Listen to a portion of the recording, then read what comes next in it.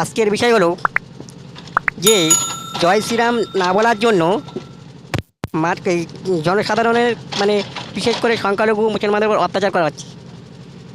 আমি ভারতের সংবিধানের পার্ট 3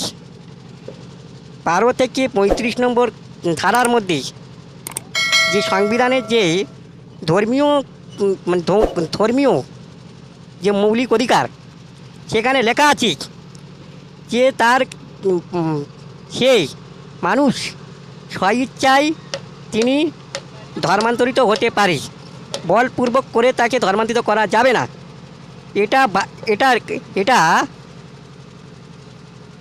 এটা হচ্ছে 19 থেকে 22 নম্বর ধারার মধ্যে লেখা আছে। সেখানে মানে এই 25 থেকে 30 নম্বর ধারার মধ্যে লেখা আছে। সেখানে আমাদের বিজেপি শাসিত রাজ্যে জয় শ্রীরাম না বলার জন্য মধ্যপ্রদেশে নিরীহ মানুষের উপর অত্যাচার করাচ্ছি। তাহলে বিজেপি নরেন্দ্র মোদী মহাশয়, আপনি সংবিধান বিরোধী কাজ করছেন, আপনি মৌলিক আইনকে ভঙ্গ করছেন। দেখুন, আপনাকে বলছি, আপনি সংবিধানের পাঠটা খুলে দেখুন।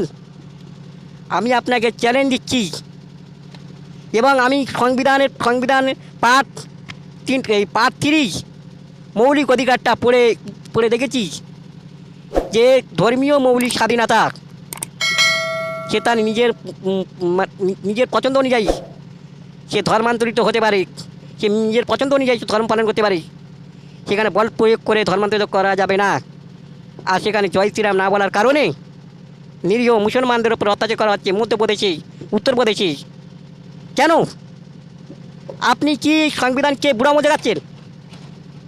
আপনি কি চান যে সাধারণ মানুষ চুলোই যাক? 2014 সালের পর থেকে আপনি যখন তো ক্ষমতায় এসেছেন তখন থেকে সাধারণ মানুষের উপরে নির্মমভাবে অত্যাচার করছেন, বিশেষ করে সংখ্যালঘু মানুষের উপরে। আপনি কি মনে করেন সংখ্যালঘু মানুষকে আপনি কি তাদেরকে সংখ্যালঘু মানুষকে আপনার চাকর মনে করেছেন? আপনি যাই ইচ্ছে তাই করবেন? আমি মনে করি, আমি একজন সাধারণ নাগরিক হিসেবে মনে করি যে এই মৌলিক অধিকারের আইনকে ভঙ্গ করছে তাকে অবিলম্বে এটা বন্ধ করতে হবে। এই যে জয় শ্রীরাম না বলার কারণে মানুষের উপর নির্বিচার অত্যাচার করা হচ্ছে। আর আরেকটা হলো, তারপরে কথাটা হলো ডক্টর বি.আর. আম্বেদকরকে অপমান করা। এটা আমরা মানছি না, মানব না। এবং আমরা চাই সারা ভারতবর্ষে জুড়ে এই বিজেপি সরকারের বিরুদ্ধে আন্দোলন করতে হবে। কেন তো ডক্টর বি.আর. আম্বেদকরকে অপমান করবেন? সেটাই আমরা মানছি না, মানব না। তিনি সংবিধান তৈরি করেছিলেন, তিনি খসড়া কমিটির চেয়ারম্যান ছিলেন। বাবা সাহেব ডক্টর বি.আর. আম্বেদকর, তাকে যে অপমান করা হলো, এর জন্যে নরেন্দ্র মোদী মহাশয়কে ক্ষমা চাইতে হবে, অমিত শাহকে ক্ষমা চাইতে হবে। আর আমি চাই অবিলম্বে জিনিসপত্রের দাম কমাতে হবে।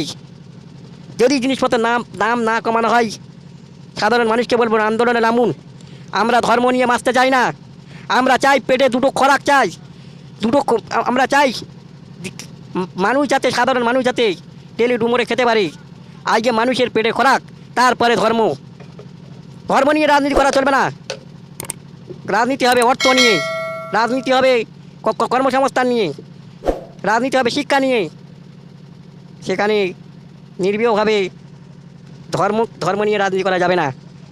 তাই আমি এই পর্যন্ত সাধারণ মানুষকে বলি, আমার চ্যানেলটাকে সাবস্ক্রাইব করুন এবং এই রকম রাজনীতি মূল্যবান পাওয়ার জন্যে আপনাদের প্লিজ একটা করে কমেন্ট, যাতে করে আমি আমার আরও এরকম পরবর্তী রাজনীতি বিশ্লেষণ করতে ভালো লাগবে।